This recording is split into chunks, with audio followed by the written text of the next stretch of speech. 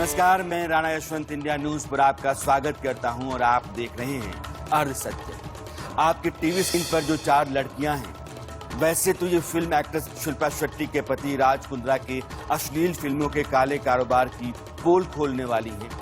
लेकिन सच यह है कि हिंदुस्तान में लड़कियों को पोर्न फिल्मों के लिए मजबूर किए जाने, अश्लील वीडियो और वेब सीरीज के जरिए अंधाधुंध पैसा कमाने और इससे कहीं ज्यादा खतरनाक देश के कोने कोने में नाबालिग बच्चों से लेकर बीमार मानसिकता के व्यभिचारियों तक को उन्मादी बनाने के बहुत बड़े रैकेट का ये लड़कियां पर्दाफाश करने जा रही हैं, उसका सबूत रख रही हैं। मैं जब रोने लगी, बस मैं थोड़ा वीकनेस लगा मुझे, तो वो लोग मेरे को एक कोल्ड ड्रिंक ला के दिए।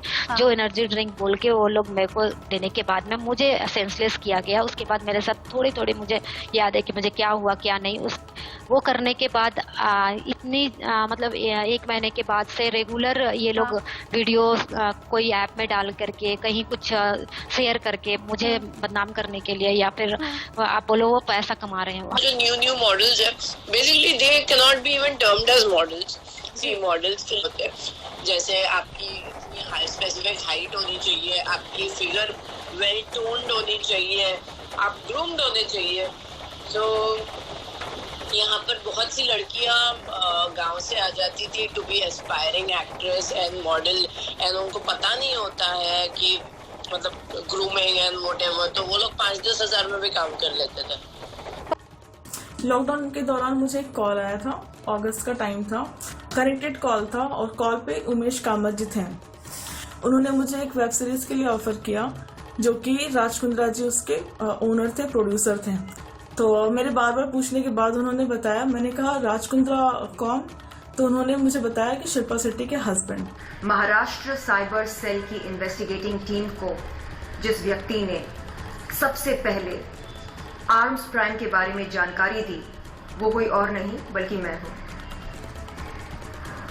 मार्च 2021 में साइबर सेल के ऑफिस पर जाकर मैंने अपना निष्पक्ष बयान दिया।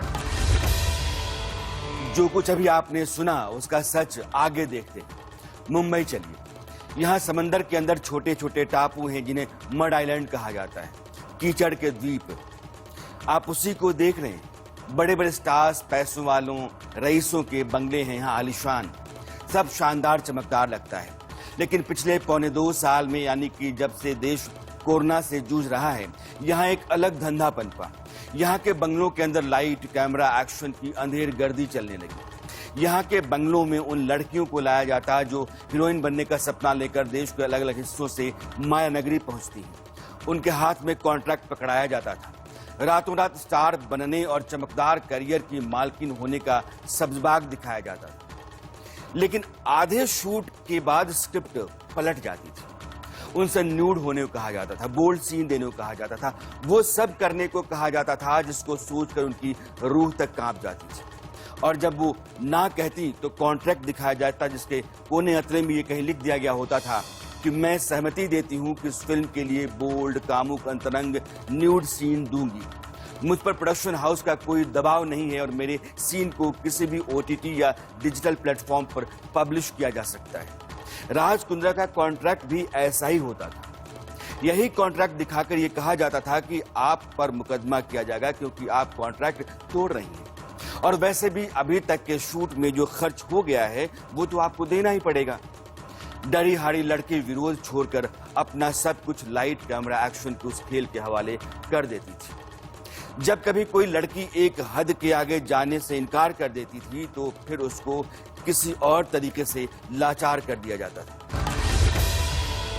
जब शूट स्टार्ट होने के बाद उन लोगों ने बोला तुम्हारा लड़के के साथ भी और लड़की के साथ भी न्यूड सीन है, तो मैंने मना किया इस चीज़ के लिए कि मैं इस चीज़ के लिए नहीं आई हूँ, मुझे जाने दीजिए प्लीज़, आप किसी और से बात कर लो, मैं ये सब नहीं करती हूँ। तो उन लोगों ने मुझे टॉर्चर करना स्टार्ट किया कि तुम्हारा फ़ोन भी हमारे पास है, अगर तुमको निकलना है यहाँ से तुम अभी के अभी 10 लाख यहाँ भरो और 10 लाख भरने के बाद तुम निकल सकती हो, तुम्हारा सब कुछ मैं एग्रीमेंट भी फाड़ दूंगा, ऐसा बोल के। उसके बाद में मैं जब रोने लगी, बस मैं थोड़ा वीकनेस लगा मुझे, तो वो लोग मेरे को एक कोल्ड ड्रिंक ड्रिंक ला के दिए, जो एनर्जी ड्रिंक बोल के वो लोग मेरे को देने के बाद में मुझे सेंसलेस किया गया। उसके बाद मेरे साथ थोड़ी मुझे याद है कि मुझे क्या हुआ क्या नहीं। वो करने के बाद मेरे बाद जितनी लड़कियों का केस आया, मैं वहाँ से निकल के भागी थी उसके घर से, क्योंकि मैं दूसरे दिन अपने आप को उसके घर पे पाई थी। वहाँ से मैं निकल के भागी थी सुबह में 7 बजे। जो मैं जब नींद से जगी तो मैंने देखा कि मैं किसी के घर पे हूँ। वो घर आलिशा मैडम का था। सुनकर कितना डर लग रहा है ना, लेकिन जो लोग रोज धंधे में हैं उनको किसी बात का डर था ही नहीं। 15-20 हजार रुपए में लड़कियों को निपटा देना, शूट क्रू को भी इतने में ही मैनेज कर लेना और फिर उस वीडियो को तरह तरह के OTT प्लेटफॉर्म्स और मोबाइल ऐप पर डालकर लाखों लाख कूटना, उस पाप से भरे धंधे का नया शगल है जिसका एक सरगना राज कुंद्रा है। पहले राज कुंद्रा के पकड़ जाने की कहानी सुनिए, ठीक से समझिए। इस साल फरवरी में मुंबई के मालवनी पुलिस स्टेशन में एक शिकायत आई कि शहर में पोर्नोग्राफी कंटेंट बनाया जा रहा है और उसे अलग अलग प्लेटफॉर्म के जरिए बेचा जा रहा है। मुंबई पुलिस के क्राइम ब्रांच को एक टिप मिली कि मड आइलैंड के इलाके में एक बंगले में पोर्न फिल्म की शूटिंग चल रही है। छापा पड़ा, करीब आधा दर्जन लोग गिरफ्तार हुए, जिनमें कंगना वशिष्ठ भी थी, जो वेब सीरीज गंदी बात से सुर्खियों में आई थी। गहना का काम अपनी देखरेख में शूट करवाना था, यानी कि मैनेजर का रोल मानिए। गिरफ्तारी एक और महिला की हुई, उसका नाम था रोया खान उर्फ यास्मीन। पहले कभी छोटी मोटी फिल्मों या सीरियल में रोल किया करती थी, लेकिन अब वो लड़कियों को फांसने और शूटिंग फ्लोर तक लाने का धंधा कर रही थी। पूछताछ में यास्मीन ने बताया कि वो 50 से ज्यादा पोर्न फिल्में बनवा चुकी और गहना ने कबूल किया कि वो उमेश कामत नाम के एक आदमी के लिए काम करती है। पुलिस ने उमेश कामत को पकड़ा और उमेश ने राज कुंद्रा का नाम उगल दिया। इसी वक्त सागरिका सोना सुमन नाम की एक मॉडल मीडिया के सामने आई और उसने राज कुंद्रा पर सीधे उंगली रख दी। अभी 2-3 दिन से जो चल रहा है मीडिया में गहना वशिष्ठ को लेके, या राज कुंद्रा का नाम भी आज आ चुका है सामने। मैं बस ये चाहती हूँ कि उन्हें जल्दी से जल्दी अरेस्ट किया जाए, बिकॉज इस रैकेट में बहुत सारे लोगों की लाइफ खराब हो रही है। मुझे फिलहाल तो मुझे उमेश कामत जी जो गिरफ्तार हो चुके हैं, जो असिस्टेंट है राज कुंद्रा जी के बारे में मुझे पता है। तो मैं ये कहना चाहती हूँ कि राज कुंद्रा को क्यों नहीं अरेस्ट किया जा रहा, उन्हें अरेस्ट किया जाए, बिकॉज मीडिया में भी आ चुका है और सारी चीज़ें, उनकी बहुत सारी साइट्स भी चल रहे हैं। तो मुझे कहीं ना कहीं लगता है कि मेन कड़ी वही है। सागरिका ने उमेश कामत को कुंद्रा का असिस्टेंट बताया था। उमेश ने पुलिस के सामने सारा कच्चा चिट्ठा खोलकर रख दिया कि होता क्या है, हो क्या रहा है, कैसे होता है। लेकिन इसी दौरान मुंबई पुलिस और खासकर क्राइम ब्रांच एंटीलिया कांड में फंस गई। मुकेश अंबानी के घर के बाहर स्कॉर्पियो कार में जिलेटिन की छड़ें बरामद हो गई। स्कॉर्पियो के मालिक मनसुख हिरेन की हत्या हो गई। फिर मुंबई पुलिस का अधिकारी सचिन वजे स्कॉर्पियो पार्क करने और मनसुख की हत्या में फंस गया। इसके आगे कमिश्नर मुंबई के परमवीर सिंह से लेकर गृह मंत्री महाराष्ट्र अनिल देशमुख तक पर शिकंजा कस गया। मामला पूरा उलट पुलट हो गया। दूसरी तरफ कोरोना का कोहराम बढ़ रहा था और महाराष्ट्र सबसे अधिक चपेट में था। लिहाजा उमेश कामत और राज कुंद्रा के बीच धंधे का लिंक या उसका सबूत उतना पुख्ता नहीं मिल पाया था जो राज कुंद्रा को गिरफ्तार करवा देता। अब जब सब सामान्य हुआ तो राज कुंद्रा के काले धंधे की सारी कड़ियां बिठाई गई। पता चला कि पोर्न फिल्मों की शूटिंग के बाद वीडियो उमेश को भेजा जाता था। उमेश उस वीडियो को वी शेयर या फिर मेल के जरिए लंदन की एक कंपनी को भेजता था और जिस जगह से भेजता था वो राज कुंद्रा का दफ्तर था। बाद में राज कुंद्रा की कंपनी के कर्मचारी के तौर पर भी उमेश के सबूत मिल गए और फिर पुलिस ने कुंद्रा को बुलाया, गिरफ्तार कर लिया। मामला बना लड़कियों को न्यूड सीन शूट करने के लिए मजबूर करना और देश में पोर्न कंटेंट का धंधा करना। राज कुंद्रा, इनकी जो वियान कंपनी है मुंबई स्थित, इनका टाई अप हुआ है केंद्रीन नाम की एक कंपनी है जो कि लंदन स्थित है, यूके स्थित है। ये केंद्रीन कंपनी के ओनर जो है ये राज कुंद्रा इनके ब्रदर इन लॉ ही है और इस केंद्रीन कंपनी का ऐप है जो कि हॉटशॉट्स इस नाम से चलता था।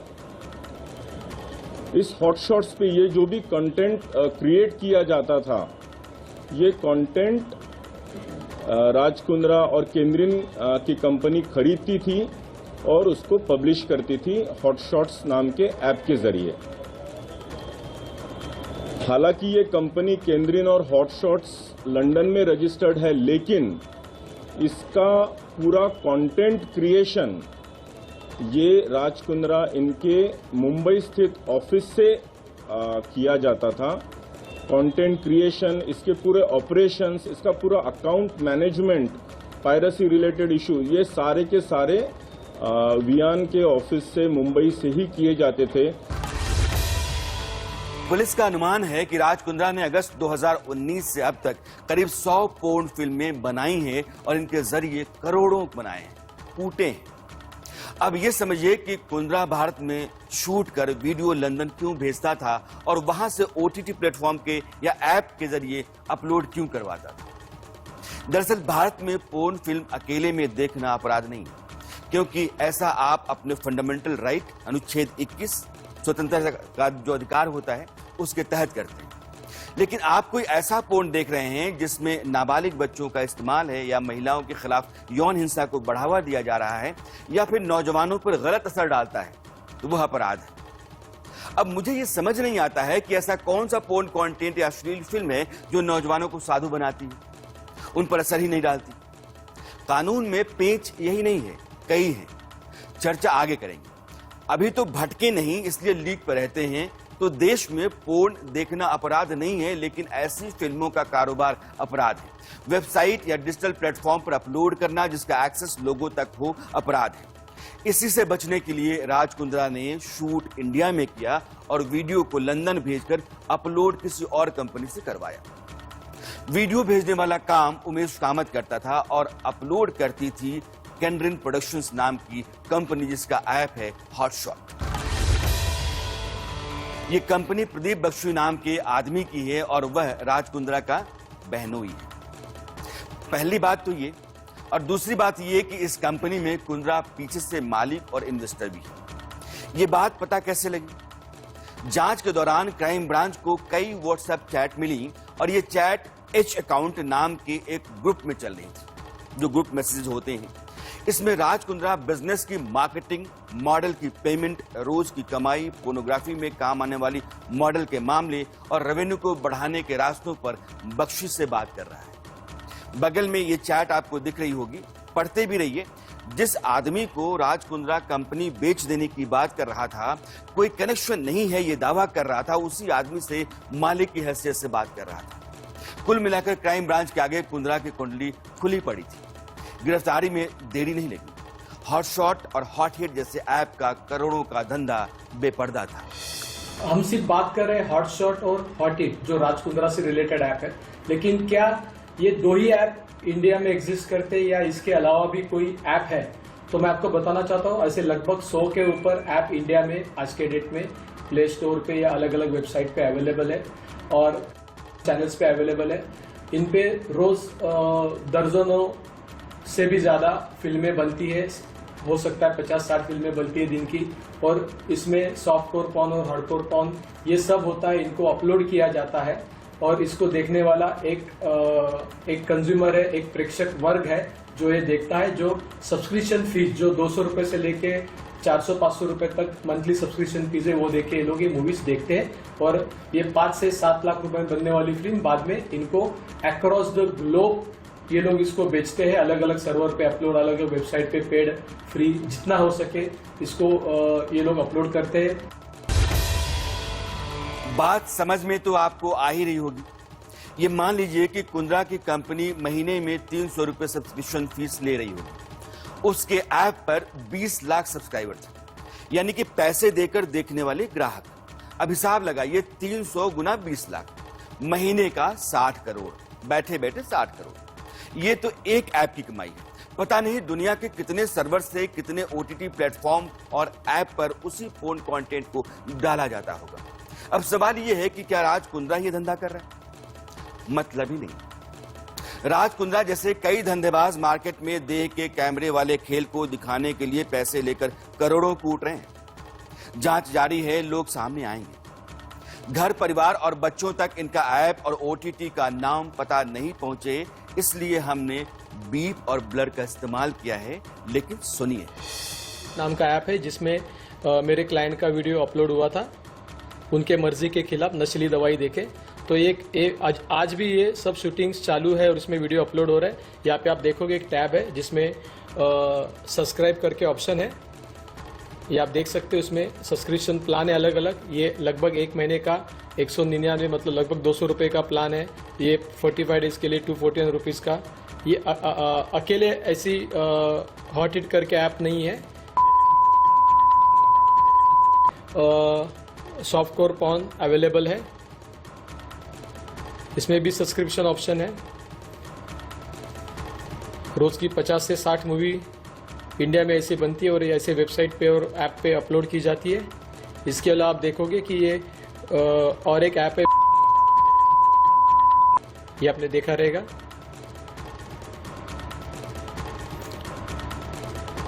सो ये सिर्फ एक 3 मैंने आपको ऐसे वेबसाइट और ऐप दिखाई कि इसमें ऐसा ये वीडियो अपलोड किए जाते। तो आपने अभी देखा कि हॉट हिट और हॉट शॉट, ये जो राज कुंद्रा के 2 ऐप्स है ऐसा कहा जाता है। उसके अलावा भी मैंने आपको दिखाया कि कितने सारे ऐप्स इंडिया में आज भी एडल्ट मूवीज, सॉफ्टकोर पॉर्न और हार्डकोर पॉर्न दिखाते हैं, पेड सब्सक्रिप्शन लेके या फ्री लेके। और बहुत सारी महिलाएं इसमें खींची जाती है, बहुत सारी महिलाओं के साथ जबरदस्ती होती है और उनको ये पॉर्न मूवी में जबरदस्ती खींचा जाता है, धकेला जाता है महज पैसों के लिए। यानी इस फील्ड में पहले से ही खिलाड़ी उतरे हुए हैं। वैसे एक बात बताता चलूं कि केंद्रीय कंपनी के प्रदीप बख्शी को लेकर क्राइम ब्रांच ने लुकआउट नोटिस जारी कर रखा है। राज कुंद्रा के व्हाट्सएप ग्रुप में एक बातचीत चल रही है जिसमें बख्शी कहता है कि एप्पल और गूगल स्टोर ने हॉटशॉट ऐप को नियम नहीं मानने के कारण सस्पेंड कर दिया है। इस पर कुंद्रा जवाब देता है कि प्लान बी शुरू हो गया है। 2 से 3 हफ्तों में iOS और एंड्रॉयड पर नया वर्जन शुरू हो जाएगा। अब ये प्लान बी क्या है इसको समझिए। एक और चैट में राज कुंद्रा उमेश कामत को एक आर्टिकल भेजता है जिसमें लिखा है कि 7 OTT प्लेटफॉर्म के मालिकों को पुलिस समन भेज सकती है। इसके नीचे राज कुंद्रा कहता है कि बहुत अच्छा हुआ कि हमने बॉलीफेम की तैयारी कर ली। यही बॉलीफेम प्लान बी है। मतलब यह है कि पैसे की आमद बंद होने से पहले नया रास्ता तैयार कर लिया जाए। बातचीत में आगे उमेश कामत कह रहा है कि हम ऑफिस आकर बात करते हैं, लेकिन हमें तब तक एक्सट्रीम बोल्ड कंटेंट को हटा देना चाहिए। इस पर राज कहता है कि मुझे शक है कि वो उनके कंटेंट को निकालेंगे, यानी कि हम निकाल भी दें तो उनके कंटेंट को वे नहीं निकालेंगे। यहां उनके का मतलब ऑल्ट बालाजी यानी एकता कपूर का मोबाइल ऐप और ऑल्ट बालाजी के भी कई कंटेंट लगातार सवालों में रहे हैं। इसीलिए इस सिलसिले में कुंद्रा ने चैट में यह कहा कि आने वाला समय लाइव कंटेंट का है, क्योंकि स्क्रीन की रिकॉर्डिंग संभव नहीं है। यानी कि जो हो रहा है उससे आगे की बात भी चल रही है। अब सोचिए कि ऑल्ट बालाजी या फिर उस तरह के बाकी लाइव स्ट्रीमिंग करके पैसा कमाने का धंधा अगर राज कुंद्रा भी कर रहा है या उसकी तैयारी कर रहा है तो कितनी बड़ी बात है। दरअसल डिजिटल प्लेटफॉर्म्स ने बहुत कुछ आसान किया है तो उसने खतरे भी कहीं ज्यादा बढ़ा दिए हैं। आजकल मैक्सिमम डिमांड पोर्नोग्राफिक कंटेंट की होती है, लिहाजा इस तरह के कंटेंट की फिराक तलाश में लोग रहते हैं और इसलिए सर्च इंजन ढूंढते हैं, सोशल मीडिया प्लेटफॉर्म्स ढूंढते हैं और ऐप्स को ढूंढते हैं। तो क्योंकि इतनी ज़बरदस्त डिमांड है, सोशल मीडिया प्लेटफॉर्म्स और ऐप्स भी इस तरह का कस्टमाइज्ड कंटेंट देते हैं। अक्सर पेड सब्सक्रिप्शन पर देते हैं। बहुत सी पोर्नोग्राफिक वेबसाइट्स हैं जो इस तरह का कंटेंट देते हैं और वो लोकल कस्टमाइज कंटेंट देते हैं। मसलन आप भारतवर्ष में हैं तो आपको भारत की ऑब्सीन कंटेंट में ज़्यादा दिलचस्पी होगी बनस्पत बाहर के। तो इस बढ़ती हुई मार्केट को केटर करने के लिए ये सर्विस प्रोवाइडर्स विभिन्न प्रकार की ऑफरिंग्स देते जरूर हैं। यहाँ 2 बड़े और बुनियादी सवाल हैं और हमारे आज के शो का मकसद इन्हीं दोनों सवालों का जवाब तलाशना है। पहला सवाल ये कि क्या न्यूड या पोर्न वीडियो बेचने के धंधे में राज कुंद्रा ही इकलौता है या फिर ऐसे कई राज कुंद्रा हैं। मतलब ये कि कुंद्रा, प्रदीप बख्शी, उमेश कामत, गहना वशिष्ठ और यास्मीन की जो एक लकीर दिख रही है, ऐसी कितनी एजेंट हो सकती हैं जो सिर्फ कुंद्रा के लिए ही काम कर रही हों। और फिर न जाने कितने कुंद्रा होंगे जो अपने कितने दर्जन नेटवर्क के जरिए देश में अश्लील वीडियो बेच कर ऐश और ठाट की जिंदगी काट रहे हों। दूसरा सवाल यह है कि सड़ान से भरा हुआ कंटेंट देश में छोटे छोटे बच्चों से लेकर अपराधियों, व्यभिचारियों, बलात्कारियों और कई तरह के असामाजिक तत्वों तक बेरोक टोक पहुंचता है।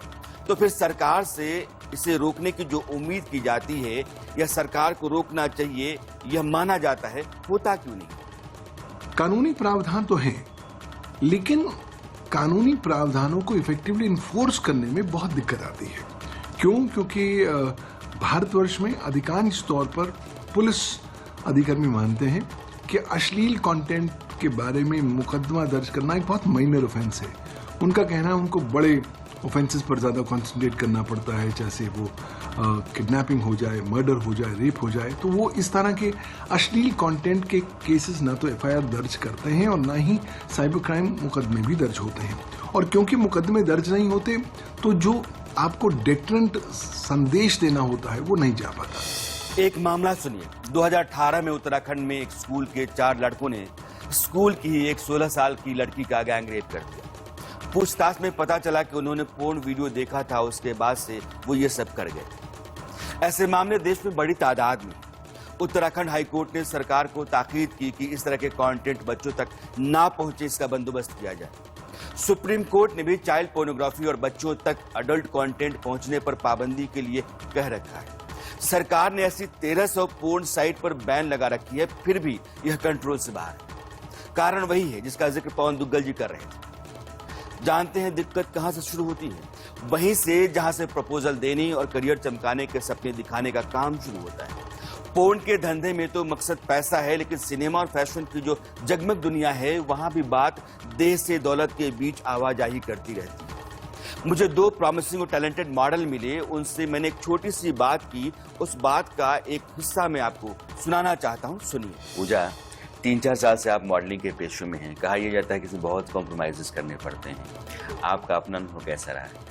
मेरा भी अनुभव रहा है और एक्चुअली काफ़ी हमारे पास ऐसे आते हैं डिटेल शूट्स के, लाइक वो लोग डायरेक्ट तो बोलते नहीं, इनडायरेक्टली बोलते हैं, लाइक कास्टिंग काउच के लिए, कॉम्प्रोमाइज़ के लिए। एक बार अभी की रिसेंटली की बात है, मेरे पास एक मूवी के लिए आया था, तो उन लोगों ने मुझे ऑफ़र किया कि हम आपको एज ए लीड लेंगे उसमें। तो पर प्रॉब्लम ये है कि डायरेक्टर की कुछ डिमांड है। तो मैंने कहा क्या डिमांड है बताओ? तो उन्होंने बोला कि समझ जाओ। मैंने कहा नहीं, मैं समझ नहीं पा रही हूँ, तुम खुल के समझाओ क्या डिमांड है। तो दे आर सेइंग लाइक सोना है। तो मैंने कहा अच्छा। मैंने कहा फिर हमारे पास, मैं इस चीज़ को इतना मैं लंबा नहीं खींचती, मैं यहाँ पे बोल देती हूँ कॉल कट करो, दोबारा कॉल मत करना। और हम एक्चुअली हमारे फैशन इंडस्ट्री में क्या है, हमारे फैशन इंडस्ट्री बेसिकली लोग जो है वो गेज है।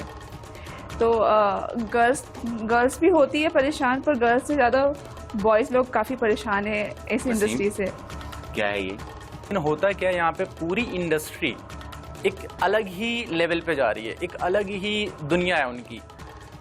चाहे आप मेकअप आर्टिस्ट की बात कर लें, कोरियोग्राफर्स की बात कर लें, डिज़ाइनर्स की बात कर लें, आई मीन आप जिस तरफ नज़र डालेंगे तो वहाँ से एक ऐसा ही ऑप्शंस निकल के आते हैं कि पूजा ने बड़ा सवाल उठाया है। जी, लड़कियों को खतरा है, ये तो मामला चलता अरे रहता नहीं है। नहीं नहीं सर, बॉयज़ को भी बहुत खतरा है, और स्पेशली फैशन इंडस्ट्री में बहुत खतरा है उनको। और मैं यहाँ पे ये कहना चाहूँगा कि फैशन इंडस्ट्री में बॉयज़ आर नॉट सेफ। इन दोनों ने उसूलों पर चलना तय किया तो रास्ता तंग दिखता है, और ये सच्चाई है। अब इसी दुनिया के लोग उधर जाते होंगे तो और गंदे और नंगे हो जाते होंगे, भड़काऊ उन्मादी कंटेंट बनाने लगते होंगे, लड़कियों का शोषण बढ़ जाता होगा और धंधा खुलेआम नहीं तो चोरी छुपे चलने लगता होगा। यही काम तो कुंद्रा कर रहा है। अब यही देखिए कि हाल ही में 7 करोड़ 30 लाख के आसपास की जो रकम जब्त की गई है, उसमें गहना वशिष्ठ के 3 अकाउंट से 37 लाख, यास्मीन खान के हॉट हिट एप्लीकेशन के अकाउंट में 34,90,000, एक अरविंद कुमार श्रीवास्तव हैं, उनके अकाउंट से 1 करोड़ 81 लाख, एक हर्षिता श्रीवास्तव भी हैं, उनके कानपुर के अकाउंट से 2 crore 32 lakh, Fliz movies OPC private limited के भोपाल और मेरठ अकाउंट के साथ साथ एफडी को मिलाकर करीब 2 करोड़ 30 लाख रुपए फ्रीज किए गए। ऐसे और भी अकाउंट हैं, यानी कि जिसने जितना हाथ बटाया उसने उतना माल बनाया। कुंद्रा के ये जो थोड़े बहुत कारिंदे आपको दिख रहे हैं, इनकी तरह के न जाने कितने लोग होंगे। चूहे के बिल की तरह अंदर पता नहीं कहां कहां पसरा पड़ा है यह गिरोह। खबर यह भी है कि मुंबई की तरह देश के कुछ और शहरों में भी पोर्न वीडियो शूट हो रहा था जब देश कोरोना के कोहराम का सामना कर रहा था। घरों के भीतर था, डरा हुआ था। कुंद्रा का सारा पोर्न कांड, तमाम नेशनल इंटरनेशनल अकाउंट में पड़े मोटे पैसे, बिटकॉइन बिजनेस वगैरह सब कुछ पुलिस के आगे चित्त पड़ा हुआ है। लेकिन शिल्पा शेट्टी है कि मानने को तैयार नहीं। पुलिस ने शिल्पा से घंटों पूछताछ की। जाहिर है वही पूछा होगा कि वियोन से पिछले साल आप बाहर क्यों चली गईं, पोर्न धंधे के बारे में आपको क्या जानकारी है, क्या हॉटशॉट को जानती हैं कि नहीं, पैसे के लेन देन का कुछ अता पता आपको है या नहीं, वगैरह वगैरह। लेकिन वो कह रही हैं कि इनसे ना तो मेरा कोई रिश्ता है और ना ही मेरे पति का। जो आरोप हैं, अगर वैसा कुछ है तो ये सब कुछ प्रदीप बख्शी ने किया धरा होगा, क्योंकि मालिक वही है। शिल्पा को शायद ये याद नहीं रहा होगा कि कई लड़कियों ने उनके पति पर पहले भी गंभीर आरोप लगाए हैं। गजब का पाखंड है ये। जब मैंने कॉन्ट्रैक्ट साइन करने के लिए इनकार कर दिया तो उन्होंने मेरा फोन नंबर इस कैप्शन, इस मैसेज के साथ लीक किया, call me now, I will strip for you. ये मैसेज उन्होंने मेरे पर्सनल मोबाइल नंबर के साथ ब्रॉडकास्ट किया था। I still remember. उसके बाद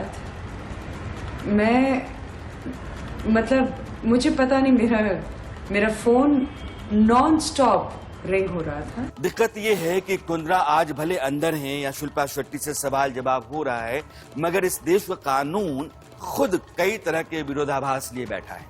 इसी का फायदा उठाकर कल कुंद्रा तो परसों कोई और गिरफ्तार होकर भी बाहर आ जाएगा।